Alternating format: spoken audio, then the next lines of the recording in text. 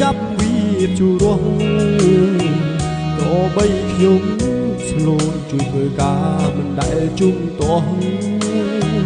ទាំងជួទាំងរស់វាមិនដែលប្រកែកឡើយលោកក្របីមេចោលលុំចោលព្រោះម៉ែឈឺធ្ងន់ក្នុងពេលភ្ជុំបិណ្ឌលោកមិនទាន់ជាសះស្បើយបានចូលព្យាបាលមួយរៀលគាត់ក៏គ្មានឡើយថាថ្នាំពេទ្យឲ្យមិនផោបាននោះមេឃ្លីម៉ែដេកក្នុងខ្ទមយូរខែយូរថ្ងៃគូនប្រុសគូនស្រី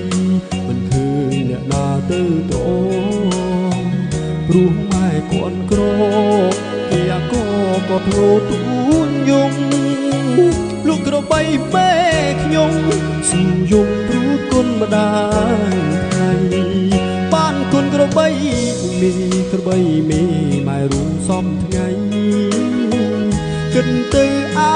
ឡ័យម្ដាយថ្លៃគាត់អង្គចំបែពេលឃើញក្របីគេ